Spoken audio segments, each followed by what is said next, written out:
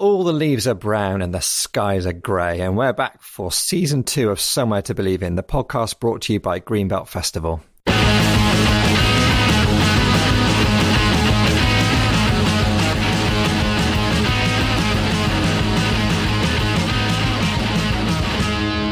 So, hi Catherine. Hi Paul. And welcome to episode 3. Yeah, welcome. And just to clarify, that's episode 3, total landscaping. More of that later. Hey, so the big difference I'm noticing, Catherine, I'm seeing you on screen and there's none of the usual duvet action going on all hung up around you. What's with that? You just look as if you're in a normal room. Yeah, after 2 or 3 months of doing this podcast, we've realised that none of that was necessary at all. So I used to have a half an hour setup of strategically hanging duvets and mattresses and things all around my room, and none of that is necessary. You can just sit here and talk into this microphone. All those months of researching which tog duvet, which angle of hanging and all this sort of stuff. Yeah. All out the window. All out the window.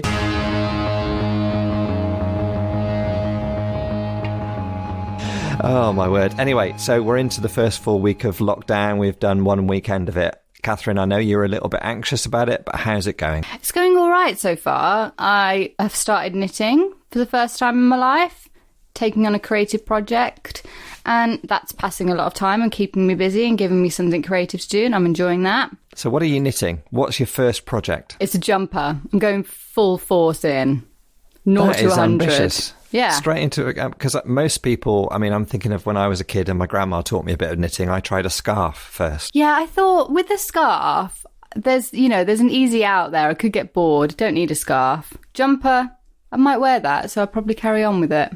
Particularly if it's a Christmas jumper, I guess. Oh, so that's step 2.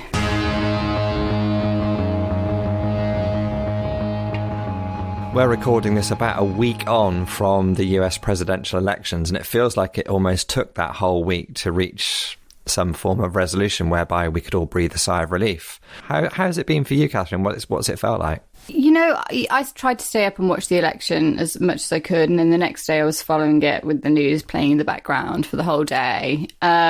It feels like it's been a real slow burner. In some ways, it feels like those few days of waiting is actually a good thing, because it's not a win and then everything will be sorted.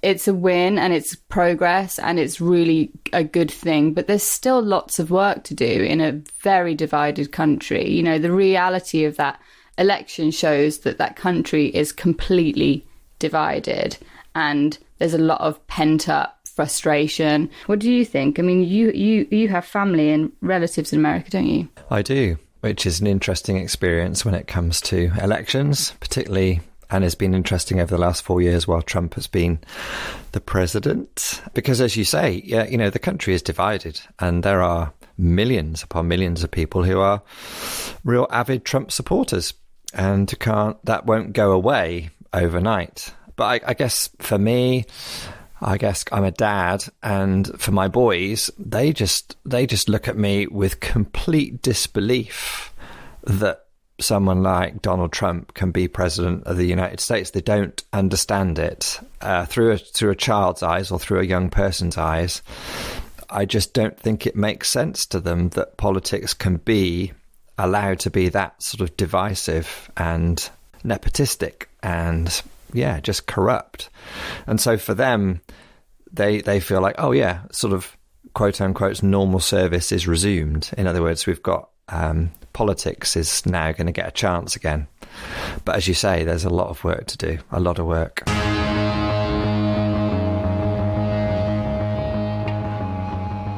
What is it about the way that we're so fascinated with the elections over there in the US? Have you been fascinated by it? I've been fascinated. I feel like it sets the tone, doesn't it, almost, for the rest of the world. I think when, one of the problems with having a president like Donald Trump is that it starts to set this trend for very toxic, masculine kind of leaders.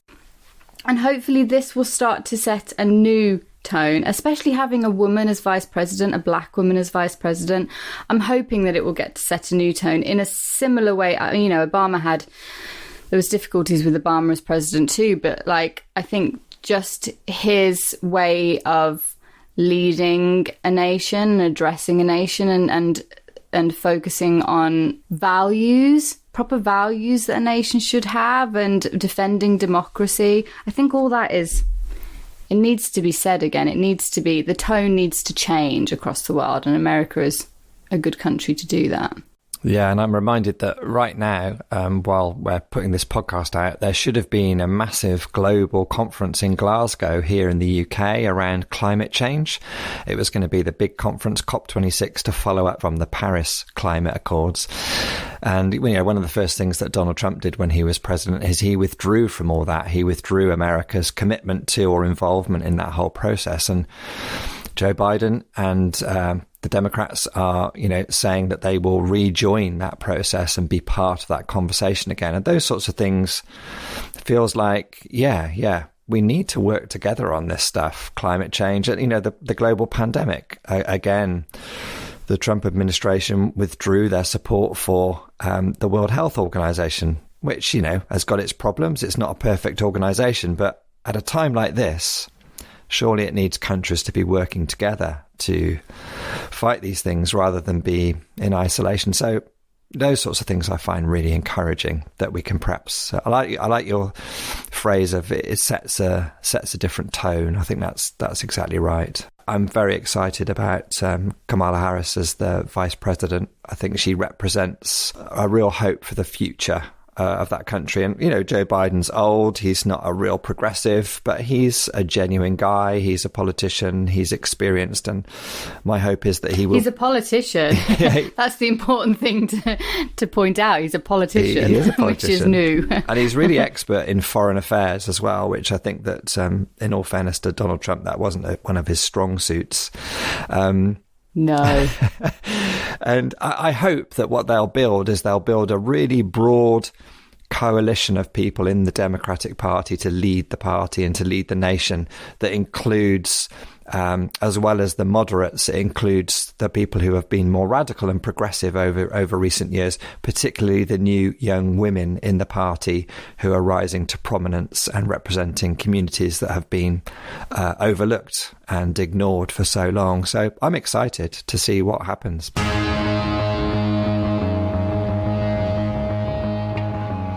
Can we just talk about the total landscaping? What do you think happened there, Paul? Because I think it's one of the funniest things I've heard this week. Well, I think, like you were saying, you couldn't have written that in a more satirical way. You know, the thick of it, Armando Iannucci couldn't have imagined something as bizarre bonkers as a press conference, which was largely led by real old has-been white men standing in a car park between an adult sex shop and what was on the other side? A crematorium. A crematorium in a car park in Philadelphia, you know, staging this really big, you know, this is going to be the start of our legal comeback. And it just looked like a bunch of really sad old blokes wearing ill-fitting suits. And then surprised by the media outlets calling the election for Biden while they're actually standing there in the car park. I know it's an image that's going to live long in your mind, isn't it, Catherine? It's just so perfect. It just seemed like such a perfect ending to that whole thing. Do you think that it was as soon as Trump, lost, everybody that worked for him or in that kind of administration just, backed away from their computers and just left? Yeah, I think probably a lot of people did. But just leaving the real diehard people, like Rudy Giuliani and his cronies, to go to a car park. Anyway, there's some priceless moments that we'll be left with from a visual point of view. But as you say, a lot of healing to be done beyond the car park. Perhaps laughter will be part of the healing. Yeah.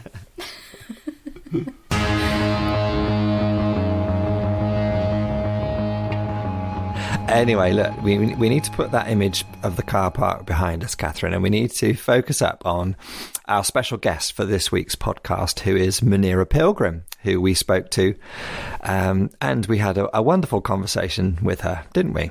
Yeah, she was great. I mean, she's been to the festival now twice before. She's a brilliant poet, activist, workshop leader. She was once in a band, like a hip hop band, and they performed at Greenbelt. Yeah, incredible woman. She was just so joyful and infectious and full of life when we spoke to her. And yeah, we hope that you really, really enjoy the conversation as much as we did.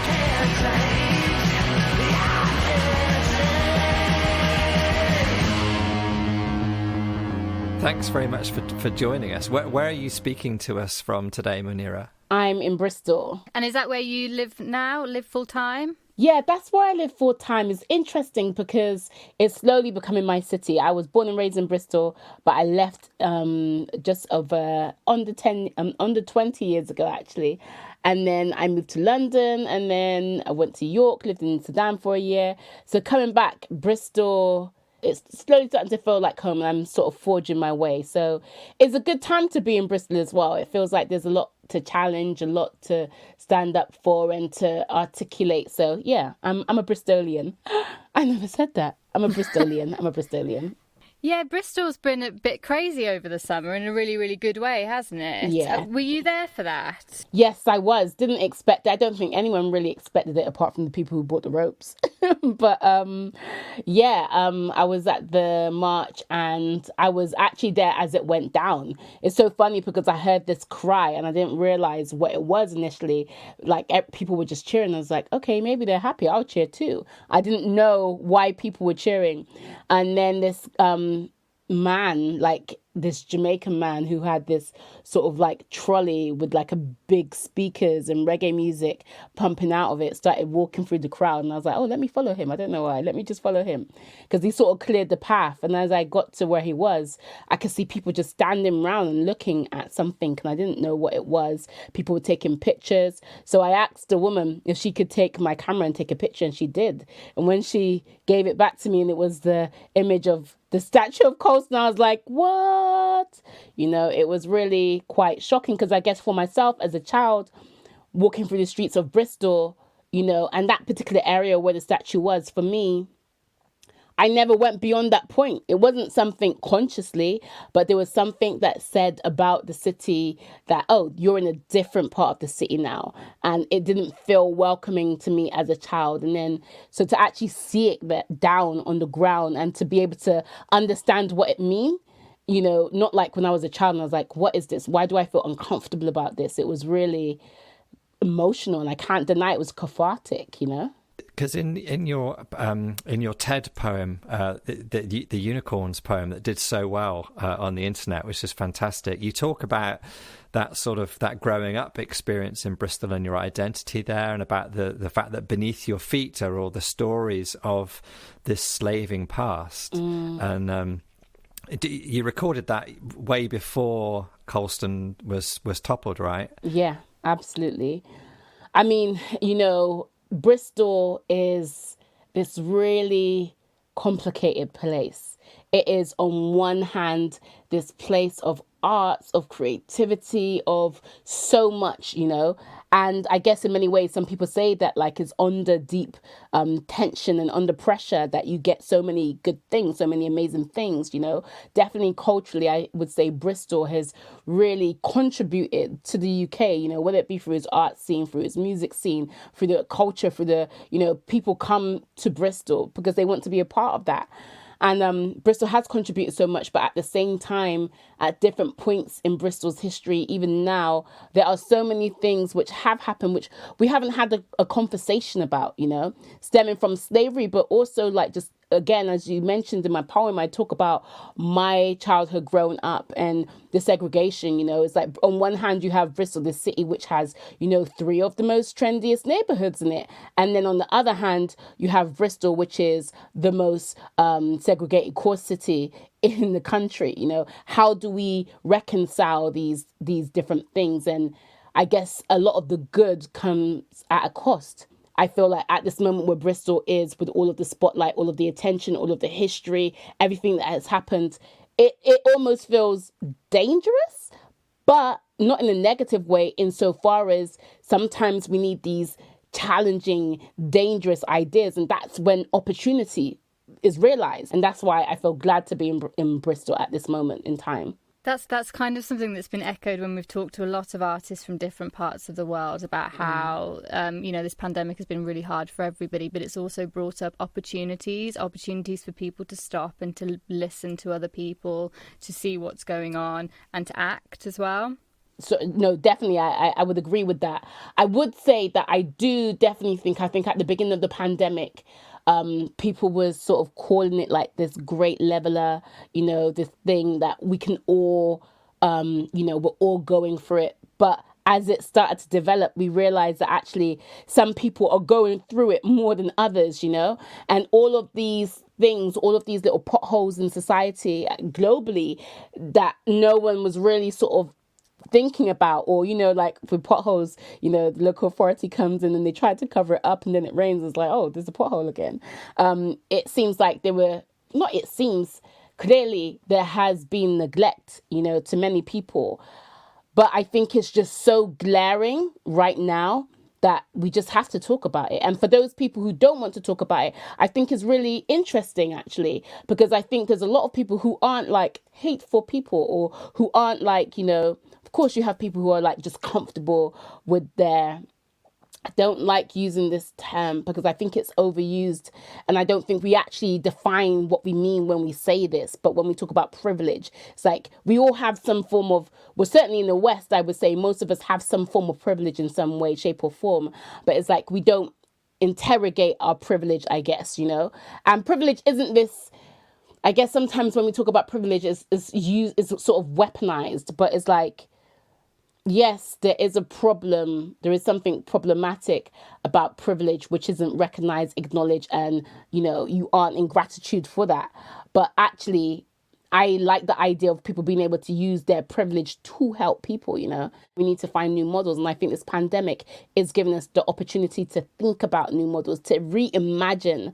I said this the other day in a talk. I think what was required of us before was for us to be brave.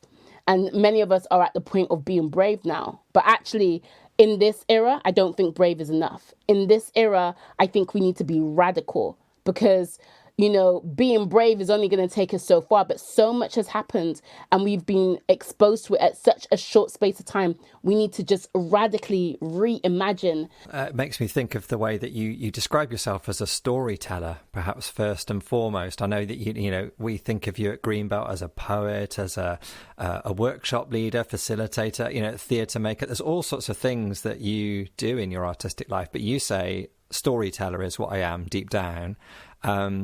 Is that because you've, in your growing up and in the way that you were formed as a human and are being formed, you've always tried to resist stories being imposed on you, and you want to find what is your own truthful story? And can you say a little bit about that? Because I'm really interested when you speak about that. I didn't realize this before until very recently. And it was recently that I started using the whole idea of storyteller. But you mentioned a word, Paul, and you said resistance. And if I'm to look at my whole life, even as a child, I did resist narratives and notions of what people tried to place on me. A lot of the questioning of myself as a young girl was, why do people see me in this way? Why am I supposed to dress a particular way? Why am I supposed to talk a certain way, look a certain way? Why do I have to be in this space? And as I had all these questionings, had this opportunity to be able to question myself in this way, and I started practicing arts and practicing creativity, I tried to bring that out in other people as well. And then just realizing through traveling more, through doing more work, through, collaborating with people like yourselves, I start to realize, oh, wait, there's all of these stories that we just don't hear. And so I like to tell my story. I like to encourage people to tell their story. I like to tell other people's story. I just believe there's so many stories that are rare that we never hear. Or even when we hear the popular stories, there's a strand in there that is rare that we don't hear. And so I'm interested in these rare stories and what does it mean to center these stories. Or even people talk about the margins, and they say, oh, people are marginalized. And yeah, people are marginalized. But actually, I think for myself, being on the intersection of so many identities, and we're all on the intersection of identities, but being on the intersection of so many visible identities, shall I say, like, it allows me a certain view, which I wouldn't have if I was like, if I didn't have so many visible identities, right? And this view just allows me to see in a different way, and see from a different view, and just see all of these stories. And I'm really invested in stories and human beings. So yeah, that's why I'm a storyteller. You were just talking then about how at a young age you were questioning these stories that people told you about yourself. I think I've only started questioning those stories like in my late 20s, 30s. Like, what were you shown at a young age? Who was leading the way for you? What were you reading? What were you experiencing to make you so kind of wise and out the box kind of thinker? You're very, very, very kind. I don't know if I'm wise. My mum would say you just like to talk a lot. I think it's probably just talking to myself.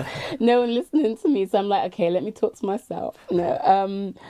So first of all, I think I don't really know. I mean, I am lucky to grow up in a community that was filled with people of my culture, right? I was born in Bristol. Bristol had a really strong Jamaican community. Most of my mum's siblings were in the country and in the city. So I had the opportunity to go to their houses to, from a really young age, I was really interested in photographs and just like hearing about people in my family. Who's that? What did you do? What did they do? Like, why are we here? How did we get here?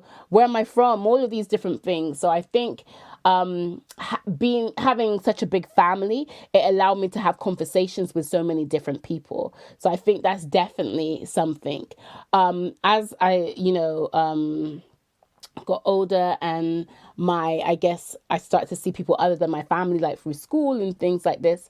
I think really the thing that made me really interrogate and question is my difference. So in school, I was this girl who, I learned very differently. I didn't know until when I went to university that I was dyslexic, right? I've only found out now, do my second MA, that I'm dyspraxic. I got ADHD because, when trying to get some money, to get some help, to get some materials, you have to go to educational psychologists. And like, it really was an eye opener for me. I mean, particularly with dyslexia, first of all, when I got that diagnosis, I was like, oh, wow. It felt like someone was reading my life, because it explained the reason why I understood differently, why it took me longer to get to particular conclusions, why I would get to conclusions, but not in the pathway that I was supposed to get there.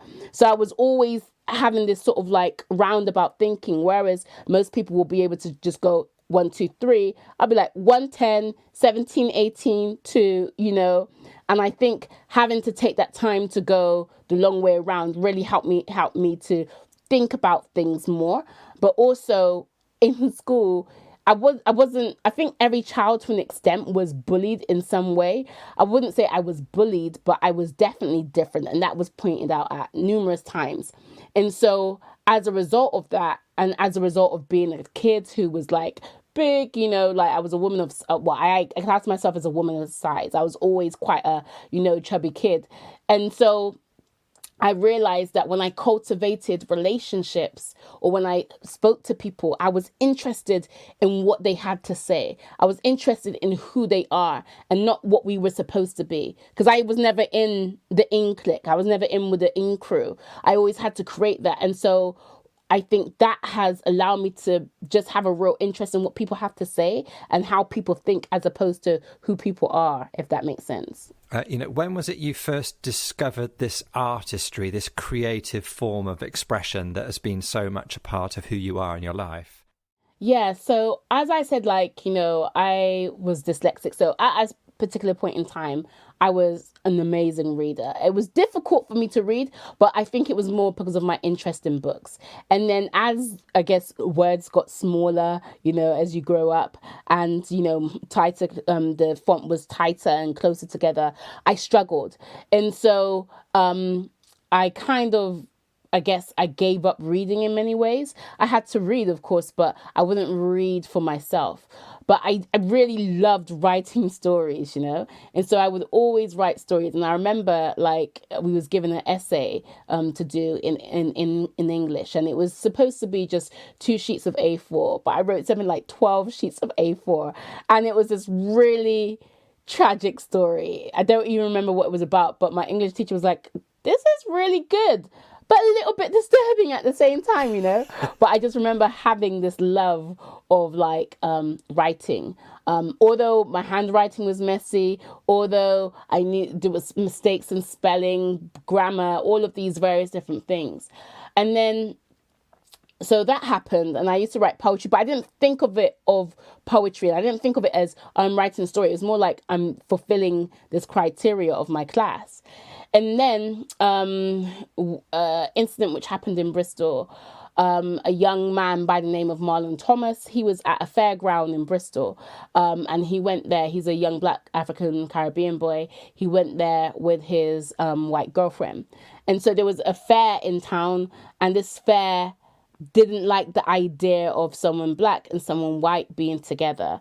And so, like, many young people were at this event, and then they started attacking the girl, calling her all sorts of names. And then so he started, you know, retorting or what have you, and then a fight broke out, essentially. The difference is that, you know, you had all of these fairground workers, and they had, like, they had been putting up the fair, of course, so they had metal bars, they had crowbars, they had all of these weapons.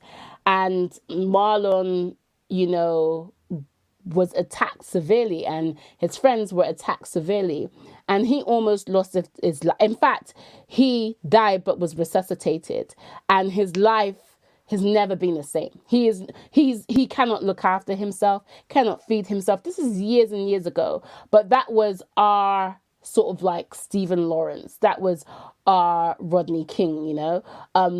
That really changed my perspective, because I remember thinking racism was just name calling, you know. Up until that point, racism was name calling. I was like, yeah, I don't mind racists. They can call me whatever they want. But this was really physical, and it was really difficult for me to be able to deal with. And so I remember going in school. This is, bearing in mind, this is the 90s. I remember going into school, and so many of us were devastated by this, because, as I said, Bristol was a tight-knit community. We knew each other. And so we were devastated by this. We were confused, trying to understand, why did this happen? And so for the first week, we were allowed, given the space to talk about it. But it was traumatic for many of us, right? And so we wanted to continue talking about it. We were doing little bits of activism in terms of raising money in school, you know? And then I think after the first week, the teachers, the school body, they just didn't have the cultural capacity, the therapeutic capacity to be able to hold us. And so instead of saying, okay, well, I guess no one in those days said, okay, we'll bring a well-being practitioner in, they were just like, you're just not allowed to speak about it anymore. And so not being able to speak, I needed to express. And the first thing that came out was a poem. And like, I wrote this poem. I shared it with a friend. They shared it with someone else. And then I think I read it on radio and I was like, wait a minute, this is a poem. And this has the ability to, you know, it's enabled me to express my emotions and also to touch the emotions of other people. They feel it, they felt it, not just like, you know, oh, this is really sad to hear, but they felt it. And I think that's when I was like, oh, this is something. I wouldn't call myself a poet, but I was like, this is an art form that I can cultivate. This is something to cultivate. I'm really interested in your journey from that early Jamaican heritage culture, where I'm assuming that Christianity was such an important part of that vibe and that upbringing, and then your journey towards discovering people who came in from the left field who you didn't know about, who suddenly made an impact philosophically on you, like Malcolm X and others. It's interesting that you mentioned Malcolm X, because being born in Bristol, and being part of the Black community in Bristol, particularly Black Caribbean community, we have a community centre called the Malcolm X Centre. So even before I knew about the life of Malcolm X was really prevalent. His face was in I remember his face from as far back as I can remember. Christenings, weddings, funerals, birthday parties, youth clubs, all sorts talent shows took place in this center. So like I always had this idea of this man who is a strong character who Black people should look up to. That's what I just knew about him. I love, first of all, Christianity, particularly through the expression of Jamaican people. I am in love with it. I've written about it extensively, and I think it's really beautiful. I think it's really beautiful to see how this form of Christianity has embodied so much of people, like through the song, through the stories, through whatever it is. I think is really beautiful, and I was raised in this. But a critique that I have, and maybe it existed in Islam, maybe it existed in Judaism, and all of these different philosophies, because I think things have changed now. But a critique that I have or had was that at that time they didn't have the capacity to be able to have conversations about race. So growing up in the face of realizing, oh, there's racism. What is this? And then going back and speaking to people, what is racism? Why does racism happen? Why do we have these images of God, or of Jesus, shall I say, sorry. Why do we have this image of Jesus and like he's blonde hair, blue eyed? Did he really look like this? Like trying to understand these concepts. But no one wanted to have conversations about it, and being shut down. I was like, well, this clearly isn't the space for me. And also just witnessing, and you have this in every religion, but I guess when you're younger, you're a bit more idealistic, right? Just witnessing hypocrisy, or witnessing, people being very judgmental, like someone may come into the church and because they're not dressed a particular way or they don't sound a particular way, So I think about the age of about 15, I was like, nah, I need to think about other forms of spirituality. Spent a long time asking myself, what is the meaning of life? Why am I here? What is the purpose? And I guess for a while I got faith confused with sort of like philosophy or ideology. So I it was very much not separated from my culture. And I think it's important to have cultural expressions of faith, but at the same time, I realized that they're different things. And so as I was looking for my Blackness, I was looking for something to reflect that. And Christianity wasn't doing that at that time. So I went through several different, sort of phases of spiritual expressions. And I even came back full circle after going through all of these different things. And I started looking at the Ethiopian Orthodox Church, and I attended the Ethiopian Orthodox Church, even though by this time I was now in London. And it was really, really beautiful. But I guess because of my experience, when people mentioned getting baptized, that really sort of like freaked me out a bit. And then I started but I really identified with the covering of the hair because my grandma, she's Christian, and like no male outside of her family has seen her hair, and I was just, there's something that really, I don't know, I just thought that fascinating, what is it? And like in many sort of like Afrocentric sort of circles, the idea of your hair being like, this thing like a form of protection. How do you protect yourself? How do you protect yourself from negative energies and things like this? I was really interested in that at that time. And so when Islam sort of came along, I wasn't expecting it because, again, being young, I had these ideas like, oh, Islam is for South Asian people and for Arab people. That's not a religion for me. And because in Bristol, there were these tensions, I didn't relate to it. So I started researching about it just to someone close to me converted. And I was like, no, let me try and put them off. And then I really fell in love with it. And that's how I got into Islam. And I think it was, again, a rereading of the story of Malcolm X, a rereading of the stories of many characters, that made me think, oh, actually, this feels comfortable. This feels like home. But I guess then obviously you convert and then you realize, oh, there's hypocrisy here too, and it's, I guess a lot of it is about just growing up and accepting it and realizing that people are people wherever they are. What was it that you found in Islam that you first fell in love with? I think, I mean, at the time when I converted to Islam, first of all, I always believed that there was only one God. Do you get what I'm saying? And then I believed also in the Prophet Muhammad, peace be upon him, because I was a part of this sort of, I don't know how you describe it. I was a part of this organization, and they had sort of like spiritual elements. They took different pieces of different sort of religious ideologies. But because I was a part of that, I believe that the Prophet Muhammad, peace be upon him, was like the final messenger. I had set up a charity. At that time, I had a charity called Rebel Music, which was about providing education through music to young people, even though I was young myself, and I really loved fasting. I loved fasting. Like, I don't know, my mum instilled in me from a really young age the idea of faith and fasting, that there's a connection.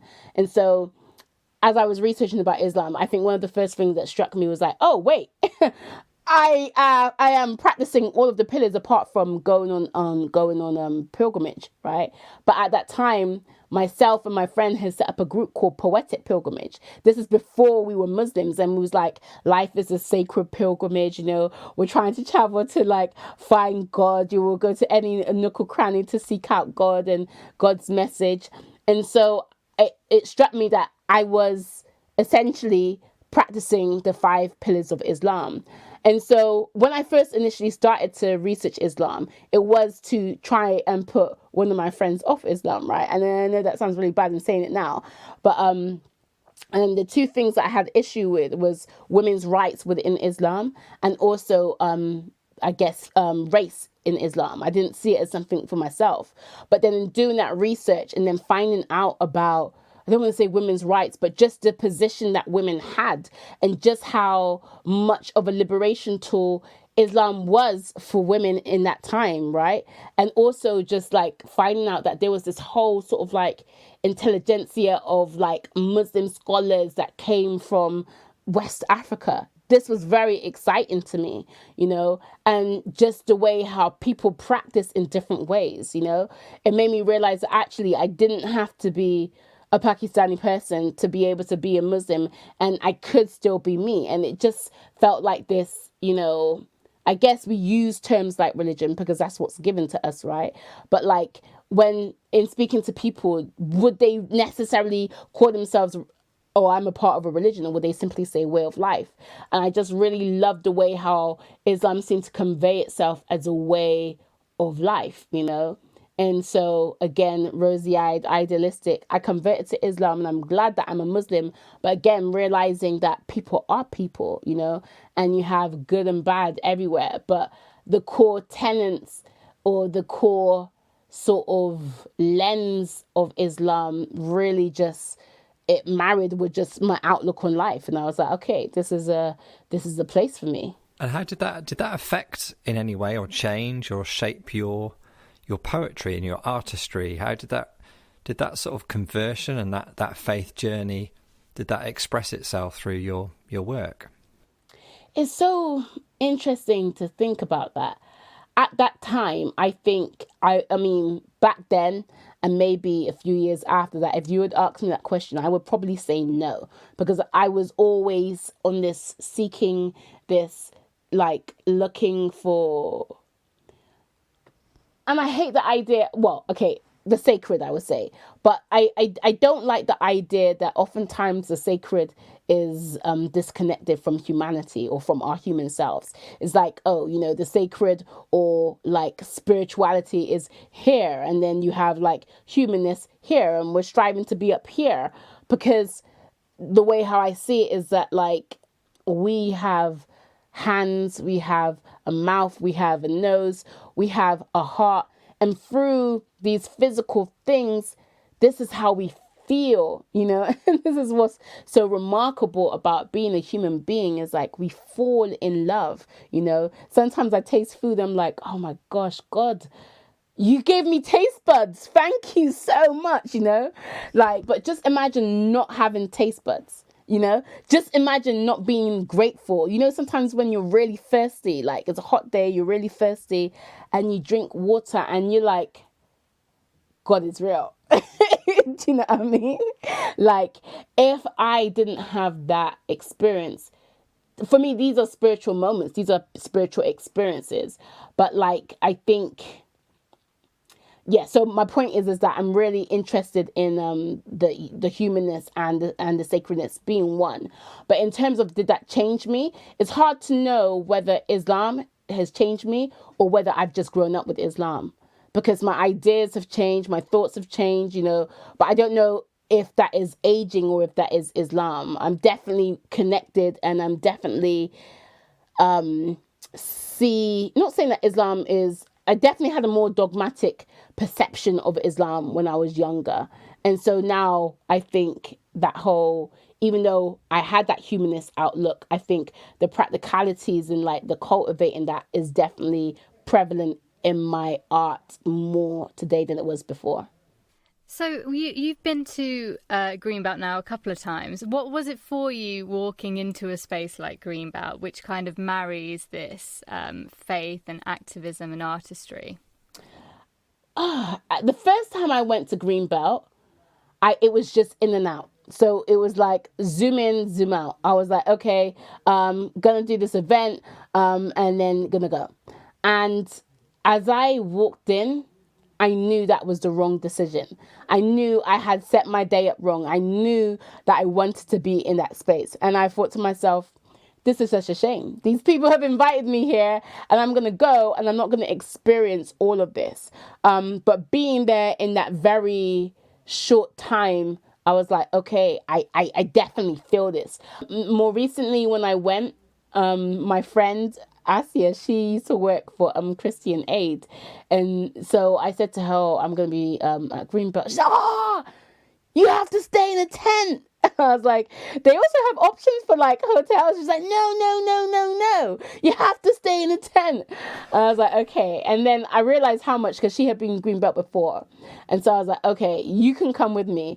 And so we actually glamped in the end, and she was really disappointed. She was like, I want to put on my own tent, you know. But like, yeah, I was like, no, this is what we can do. We could glamp, but we're not going to put up our own tent. But just being there, and again witnessing how people could be at ease there, you know, witnessing people, it almost felt like people were in this space where they were allowed to be themselves, where they were allowed to just relax. I feel like in society, sometimes we are faced with so many perceptions of us and perceptions of who we are, and, you know, but it felt like in that space, people were open and, you know, authentically themselves and authentically loving. And like, I know sometimes I have conversations with people and I don't think that there's a negative perception or intention on the part of the other person, but I am aware that I'm in this society. I know perceived in a particular way, I have to be a particular way, but it felt like there was a sense of freedom there, right? And again, all of these conversations, and it felt really lovely to just have this idea of activism being so centered in faith. Because again, sometimes activism, sometimes, you know, caring or connection with human beings, it seems like something that is outside of faith, you know? It's like faith is between you and your Lord, but to see it between a community, you know, and it be a tenet of what that community is about, it was really, really nice. And my friend was so disappointed because she was like, okay, because it's her birthday weekend as well. Greenbelt falls on her birthday weekend. And so she was so excited. She was like, have they invited you back to Greenbelt? I was like, yes. And then when lockdown happened, she was like, oh, no, it'll be okay. It'll be ready by then. It'll be all right. And I was like, no, I think it's not going to happen. Then I got the email, and obviously we're in the state that we are in this country at the moment. So there we go. And that second time that you came, Muneera, and you were with us for the whole weekend, we loved having you there. And we know that people love participating in the various workshops and readings that you ran. And a lot of your work was centred around your Othello responses that you had developed. And I wonder if you could say a little bit about that, because, you know, most of us who've grown up here in the UK and have been to school and studied English, we sort of think we know who Othello is. At least we perhaps know that he's one of Shakespeare's tragedies, but that's about it. But what was it about that play, that character, that person that opened, you know, what you know, how did you respond to that story? Because was it one that you'd grown up with or that you came to later as an adult? I was familiar with Shakespeare and had done some plays, not Othello, but I didn't really connect with Shakespeare. And I think because the way how we were introduced was through such an academic means. It was so, okay, so what does this character mean? What does that character mean? And there was only one answer. There wasn't really room for reasoning. And so for that reason, I never really connected with Shakespeare. And so when I was asked by English Touring Theatre, Richmond Twyman, and they asked me to do a response, so I went to see it and I was like, oh, this is really different. This is really interesting, actually, because there's so many different ideas and meanings that could be got from the same play. This is not like school. This isn't oh, yes, this is right, that is wrong. This is really interpretations coming together. So in Richard's idea of Othello, he's very specific that yes, Othello was a Moor, but when we say Moor, what does that mean? Like in that term, in that day, in that time, by saying Othello was a Moor, that meant probably, if he was real, that he was a black man who was probably from West Africa, right? So this black character from West Africa coming into a society where he's looked down upon, even though he's respected in some way, shape or form, he's still mocked, he's still looked down upon. What does this do? What does this do to his sense of self, his sense of masculinity? And really, instead of painting him as this sort of monster, he is painted as this person who is sort of turned, this person who is sort of like, who unravels throughout the process of what he's experiencing.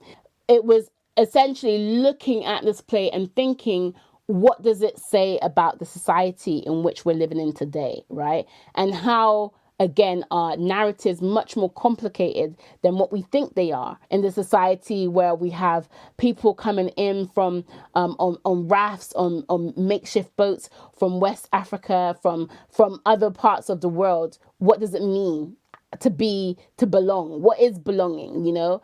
And I really like that perspective. And so a lot of the work that I was doing at Greenbelt that year was just really responding to that, or thinking about that. And if not thinking specifically about Othello, but thinking about belonging. It seems like there's a connection with how, because you did a lot of workshops around Othello, didn't you, with people? Mm-hmm. And getting them to explore these stories and maybe creatively respond to these stories. And it seems like that's what helped you when you were growing up find your identity and your voice. Do you think that's what's led you on to helping others kind of go in that artistic route? Absolutely. Definitely. I think so. I'm very much of the premise that, like, even if you are not an artist yourself, we are all connected to arts, right? We are all artists in a way, in a right. In many ways, we can say that God is an artist. I'm not trying to, my mum may be very upset with me if she hear me say it like that. But like, if we think about the beauty and the creation, like this is something that is to be witnessed by people. In the Quran, or in Islam, we have this idea that like God wanted to be known, right? And in wanting to be known, God created, right, this beauty. And so we are witnessing all of this beauty coming out from God. And so, you know, like for people in the day-to-day, oftentimes we're disconnected from arts. Oftentimes arts is felt as something that is extra. You know, you've got life, then you've got that additional thing. And if you have wealth, if you have time, if you have, you know, then you have this thing that you could experience. But actually, if we all had the ability to create, if we all had artistic tendencies cultivated, how would that help us? How would that even help us in business, right? If we were allowed to explore ourselves and be artistic in the way that we think about business, in the way that we think about, like, you know, society generally, what could we produce? You know, at the moment, we're living in the era of capitalism, right? And we think that this is the way. But if we had a more creative vision, if we were allowed to reimagine and to vision something wildly beautiful, what would that society look like? And so this is something that everybody should have access to. This is something that we all have access to, but it's cut off. So many people want to be connected to arts, generally speaking, but it's like, oh no, I'm not an artist. Oh no, I'm not creative. Oh no, I can't do this. And it is just about reigniting that, and also through that showing people that their stories are valuable. What they have to say is valuable. We all have something valuable to say and something valuable and beautiful to offer. It feels like art for me has always been like a really important thing to have in my life. Like I wouldn't be able to have a full and enjoyable life if I didn't have it. And I've had moments where I've not been able to have it, or been working too hard, or, that kind of thing. What do you think would be lost then if arts institutions, grassroots venues, artists, all that was lost? First of all, if arts is given the opportunity, it will provide opportunities, right?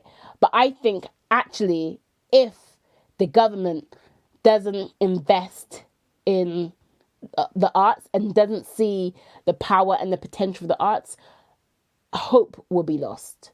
I think hope will be lost. A sense of belonging will be lost, and in fact, I think they would have to do a U-turn at some point. Well-being will be lost. We've seen throughout this pandemic how people have come together on Zoom, how people have expressed themselves in their local communities, how people have really tried to find ways to express what they're feeling, right? And to express what they're going through. So if the government, we will be fundamentally different as human beings, I believe. There will be a core part of us lost. There will be a deep void that is not fillable by anything else. Yes, money is important. Yes, health is important. But actually, when people are really trying to convey something, when people are really trying to connect with something, people often go to arts to do that. Something fundamentally about us as human beings will be lost, because we are inclined to beauty. We are inclined to want to connect. We are inclined to want to see beautiful things and to have hope. And this is something that cultivates hope inside us as human beings. And are you a hopeful person, Muneera? How do you feel about the future? How do you maintain? I'm assuming that you are hopeful, but how do you maintain hope in the face of everything that crowds in on you? And, particularly as an artist and as an activist, how do you keep going? How do you keep going burning bright without burning out? I think for myself, there is an element which I'm very aware of. I need to look after myself more. I'm not looking after myself as well as I could be. In fact, I don't have a healthy model, but I'm aware of this. And I think to have an awareness of that, first of all, is very important. So I go through phases of work. I don't mean work as in or being still. Being still. And that's not still because I'm like, okay, I'm going to have a break now. That's being still because something happens. Right? That's being still because, actually, I didn't look after myself and I just crashed out. And so this isn't a healthy model. And this is something that I'm thinking about a lot. But in terms of what keeps me going, I think it is these moments of having people close to me and realizing that there are people whose story haven't been told. There is still work to do. There is still beauty to be looked at. There is still stories to tell. And I think this keeps me going.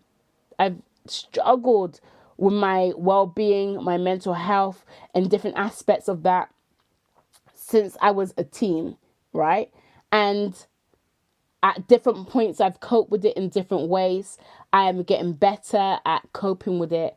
But I realize that there's a necessity to just be well. Being well is actually a job in itself. It is just realizing that there's work to be done, and actually I benefit, not in an arrogant way, but those around me benefit, and the young people particularly who are struggling, they benefit from me being well. So it makes sense for me to be well. Slightly joking apart, the government is encouraging artists to think about retraining and doing something else, What would you... Can you imagine that? I mean, what would you do, Muneera? I would become an anarchist. Artist or anarchist, you choose, you know. They're very similar. Brilliant. Thank you so much for taking the time for coming and speaking to us. This has been amazing. I have no idea how we're going to edit that down. But we can't wait to see you next year at the festival if we manage to get you there and if everything's okay. Please have the mac and cheese man there again. I think he's there every year, isn't he, that mac and cheese man? I always hear people talking about that. Awesome. Okay, guys, thank you so much. It's been really enjoyable. Thank you for allowing me to think and allow me to talk. And thank you so much. Thank you. Bye. Bye.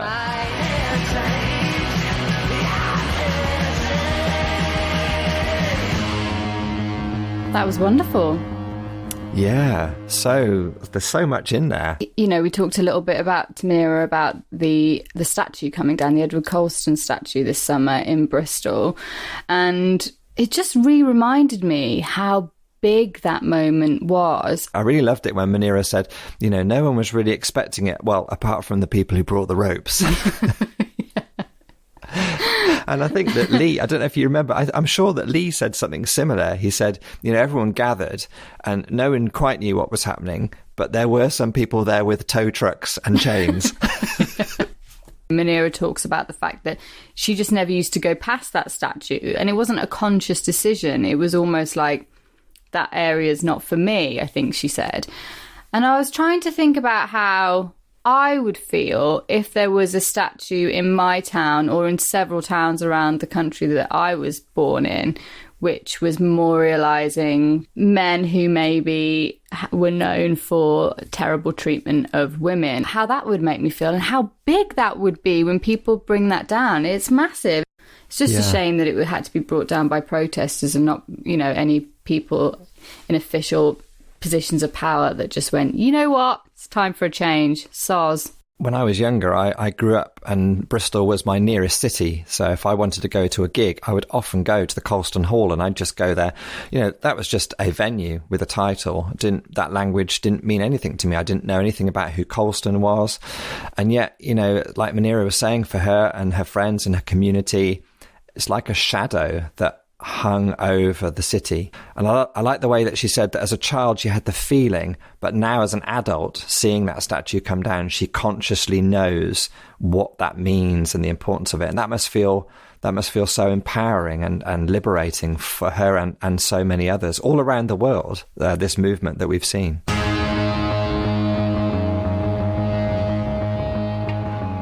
I mean, it was pretty astonishing when she talked about the Marlon Thomas incident, an incident that I have never heard before. I don't know whether it's something you've ever heard before, Paul.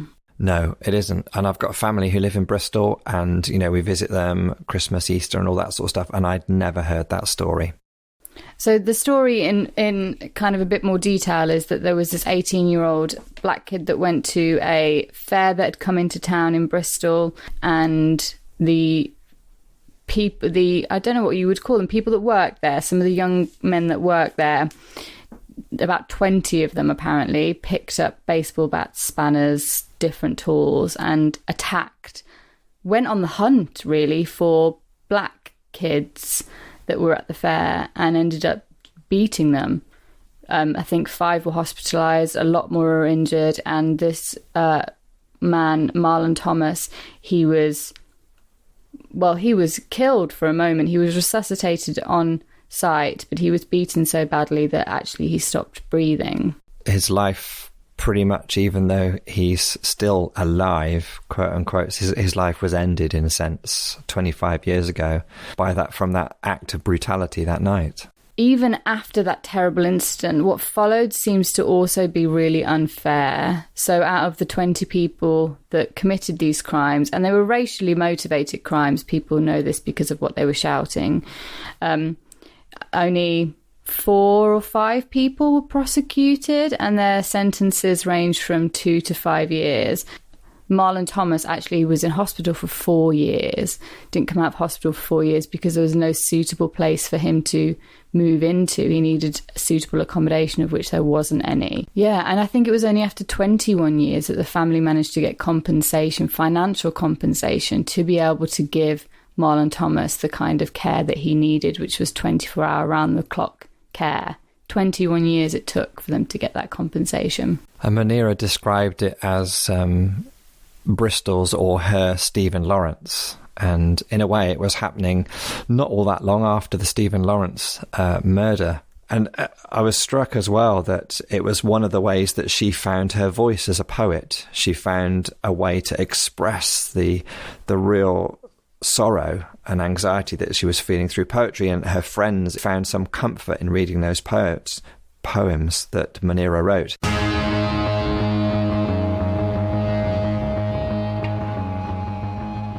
What do you think of Shakespeare, Paul?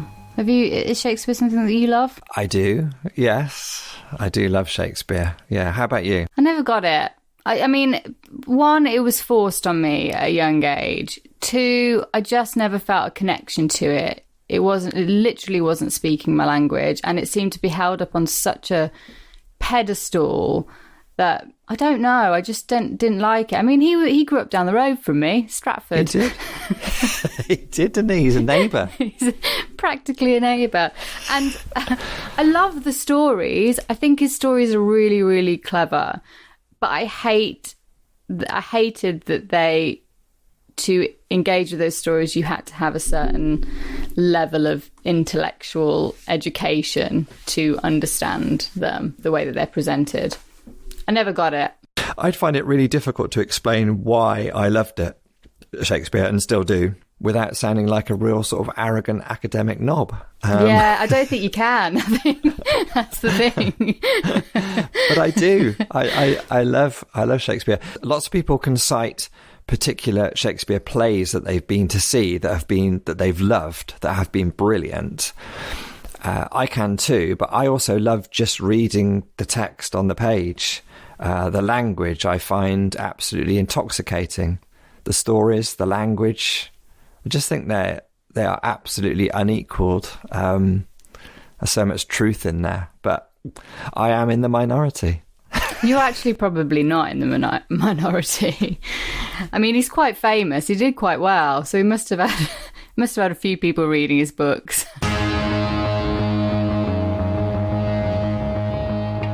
I feel like there's a lot of similarities in Shakespeare and church scripture, because it's how I feel the same about both of them, which in some ways I find... I mean, I remember when the staff team went to the Franciscan Friary and went into a mass that was being held then. It reminded me very much of the kind of masses I would have in my Catholic upbringing, which was a lot of kind of call and response stuff and a lot of readings and scripture that I couldn't engage with because the language was like a barrier for me. I couldn't just sit back and take in what was being told to me. And that's the way that I really like to learn. That's why I find a lot of joy in like music and rock and roll and theatre, is because I can just sit back and I can engage with it on a instinctual level rather than trying to intellectualize everything. When I have to intellectualize things, it puts a barrier for me, I think. Everyone's different, aren't they? But for me, they come at me as poetry. So they feel like poetry. So they feel like a heightened form of language, which, although a little bit unusual and not every day, actually help me experience myself and the world more deeply precisely because they are a little bit unusual and strange. They feel like a crossword puzzle for me. And so you're like, if I get it and I get to the other side, I'm like, yay, I got it, I won. I don't know. Finding meaning, I guess, shouldn't be that sort of like over-intellectualized struggle that only a few people have access to. That's what's really, I guess, dangerous about, or, you know, whether it's, like you say, whether it's Shakespeare or religious traditions, if language is being used to lock people out and just saying, oh, sorry, only if you've got certain priestly qualifications can you know what this really means. then I'm not into that. I'm not into that.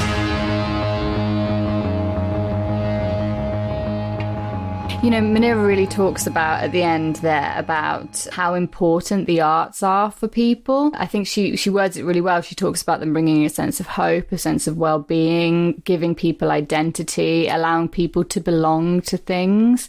And I think all of those are true. It kind of, you know, there's a quote going around this summer about how arts are what gives people reason to live.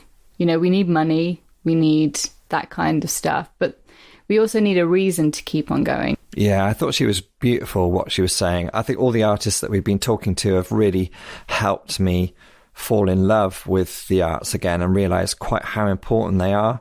I thought Muneera was really fantastic. She said, what you have to say is valuable. And the arts teach you that. They teach you that, you know, your story matters, that it's of value. And I love the fact that so much of her artistry is about helping people find those stories and tell them. And giving all of those people, everyone, access to the arts as well. Like, it's not just for people that have the money and the time and the, you know, geographical access to good art. It's for everybody.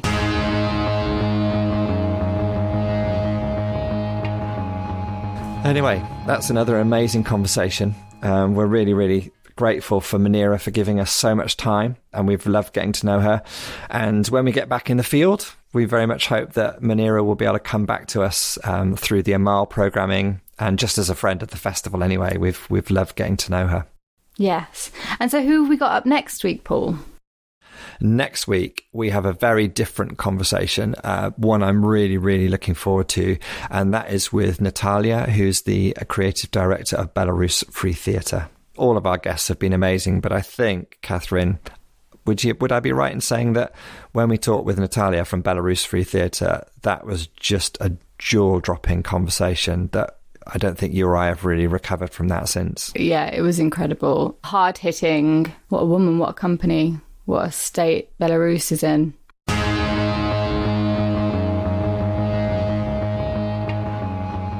So if you want to keep in touch with us, please write in and tell us your thoughts on this episode. And you can do that using our email address, which is stbi@greenbelt.org.uk. And if you want to sign up to any general festival news about Greenbelt Festival so we can let you know about how things are going, you can sign up to our weekly Dispatches email newsletter on our website. Out and about on socials, we are at Greenbelt on Twitter and at Greenbelt Festival on Instagram and Facebook. So please let us know what you're thinking on your platform of choice. Thank you to Daisy Ware Jarrett in the office for producing us, and Paul Truman for helping us frame the episode. And to Josh and Jake on our volunteer recorded talks team, who do all the polishing and make us sound half decent before we release this. They're wonderful.